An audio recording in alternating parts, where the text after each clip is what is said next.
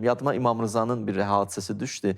Bir nəfər gəldi, biraz qəliz adam idi, görünən budur. Mən o portretini elə o hədisdə çəkdim öz zehnimdə, canlandı da.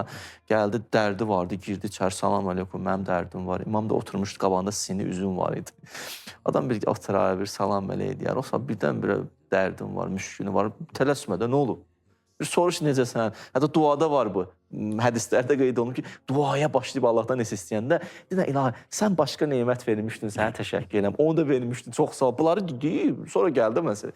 Bu da gəlib oturan kimi salam, mənim dərdim var, müşkülüm var. Ağa dedi ki, İmam Rıza buyurdu ki, bir dənə üzüm dənəsini götürdü, buyur.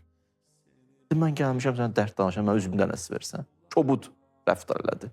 Ay, kobud insan. İmamla elə ünsiyyət qurmazlar. Durdu, ayağa çıxdı, getdi. İkincisi gəldi, oturan kimi imam bir dənə onu özətdi.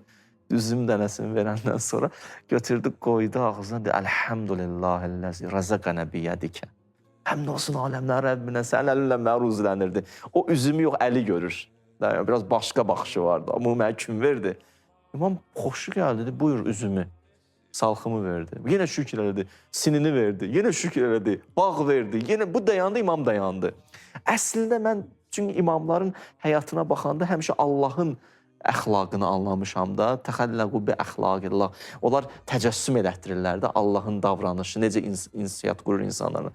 Bu başa saldı ki, sən bir astadan başla, xırdadan başla, onun bir şükrün ver, bir sevin. Allah deyir, bi fəfrəh, mənlə sevinin də. O yetmir sizə, varam da.